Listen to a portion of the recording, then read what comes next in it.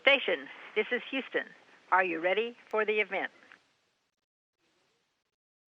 Houston Station, we're ready for the event. KPRC TV, this is Mission Control Houston. Please call station for a voice check. Station, this is KPRC TV. How do you hear me? KPRC, this is station. I've got you loud and clear. That's great. Mr. Burbank, thank you for your time. It's a pleasure to speak with you. Can you start with an overview of the mission here and anything of any particular interest to us on Earth?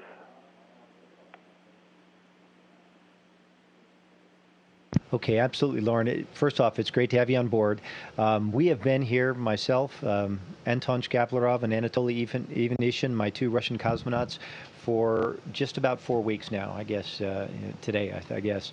And it's been very, very busy. Space Station is designed and intended at this stage for a crew of 6, so we've been at half strength for quite a while.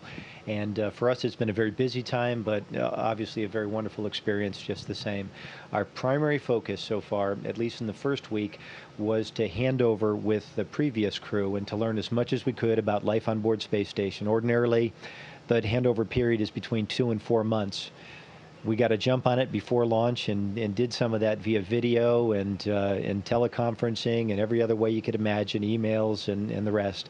And then once we got on board, we had a whirlwind week or so with them and basically put our hands on hardware, watched over their shoulder as they did all the things they do to keep this great space station working and tried to learn as much as we could. And since then, we have on a fairly regular basis called them to ask them questions when things have come up. Mr. Burbank, what will it be like with that 6-person crew once you get it? Are you looking forward to having that company up there and some help, I imagine? Well, Lauren, first off, they're good friends, so it'll be great to have them on board. They're actually going to come here just before the Christmas holidays, so we're going to have them here in time for Christmas and New Year's, and got a few things planned for that. But from the work side of things, it'll also be just wonderful to have their brain power and their horsepower to help us do the things that we do to keep Space Station working and keep the research going. It's been a very busy, like I say, 4 weeks. And as soon as we get them on board, it's going to be almost busier, I think, because there's so many things we have on our plate between the time they arrive and the time that at least the 3 of us, our crew, are going to be departing in mid-March. Mr. Burbank, we know the Russians are instrumental now getting you folks up and down to space, but then I hear about the Chinese on their way to building their own space station. Are we sort of in a new space race? Do we celebrate these achievements of the others?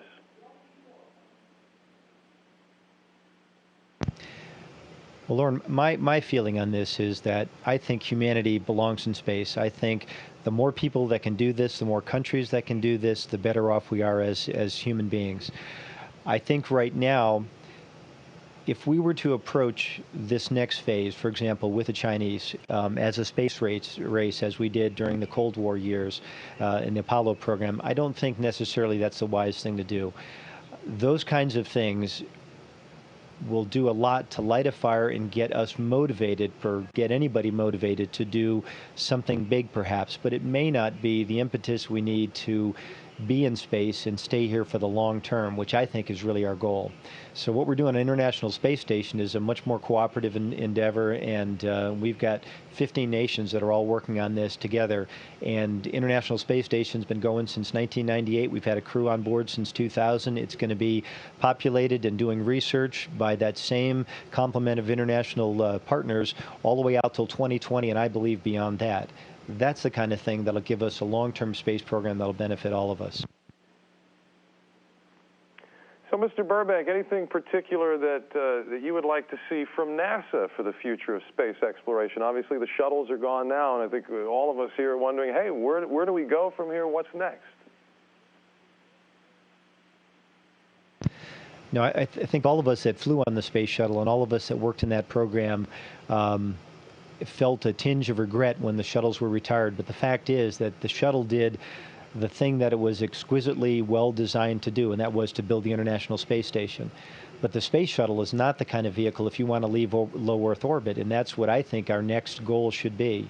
So the kinds of research we're doing on space station will answer the questions about how to keep humans healthy and productive in space long enough to go back to the moon, to stay, and on to Mars and asteroids. Those are the kinds of things, that's where I think our destiny is. So I think NASA's job right now is to put in place and to develop the kinds of capability that'll get you beyond low Earth orbit. We need to continue to do the research that'll support that on space station. But I think the piece that includes coming from the surface of planet Earth to low Earth orbit, I think it's very appropriate to now have commercial companies be able to take the ball and run with that, and let NASA do the next most difficult thing, which is leaving low Earth orbit. I think that's appropriate. I'd like to take this story on a different angle. Literally, our morning meteorologist, Anthony Yanez, loves to show some of the NASA pictures of the day. I mean, you guys have seen dust plumes, storms, volcanoes, but there was one in particular of Antarctica that was taken in early October, which it looked as if the space station, you could have been standing on a mountaintop across the way. It was a fascinating view. What has that been like, and does that Antarctica picture ring a bell? Since we've been here, I think we've sent down about 4,500 images, and I think I know the one that you're talking about. But I think what I would say is that I'm probably not to the level that I need to be able to do it justice when it comes to Earth photography from low Earth orbit. Every time that you float down to the cupola, every time that you go to a window, be it in the U.S. laboratory or in the Russian segment in the service module, you are surprised and your breath's taken away by something that's going by beneath you.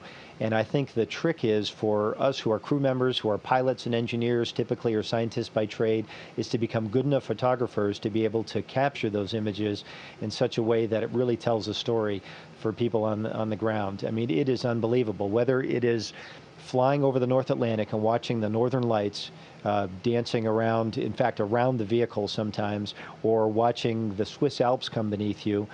There's been some unbelievable views lately of going over southern Chile and Tierra del Fuego. All of those things are just spectacular. Africa, can't say enough about that. And I think you're going to continue to see better and better shots, and at least for me, I hope they'll continue to be better. But it's a wonderful place, and it's a wonderful planet that that we're fortunate enough to be able to see from this vantage point.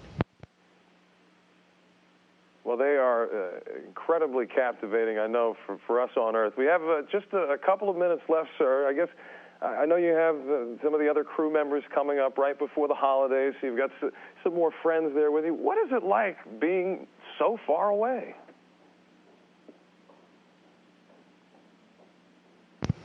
I think when the crews were flying aboard the Mir space station, for example, or when the crews were flying aboard the International Space Station in the earlier days, you were, in fact, physically far away from home, and sometimes you felt far removed from friends and family. On board International Space Station right now, it's not like that. In a very real sense, we're very close to the people that are watching over space station. We're very close to our families and friends. I'm actually able to call my family and see them and talk to them more often now on board space station than I could often in the 2 years or so leading up to flight, when we would be traveling overseas and communication would be more difficult. So in a virtual sense, we're much closer than has at least been in the past. So that part is, I think, really important. It doesn't mean that when it's time to come home and I get to see my family again for the first time after 5 months or so, that it won't be about the best thing that I've ever done. Yeah, that reunion, we can only imagine. Mr. Burbank, thank you for your time. Thanks for spending these moments with us. Good luck on the mission, and, of course, safe travels back home. Lauren, thanks so much. Thanks for joining us here. It was great talking with you, and I hope we get a chance to do it again. Station, this is Houston ACR. That concludes the event. Thank you. Thank you. Kathy, thank you. Thank you, KPRC TV. Station, we are now resuming operational communications.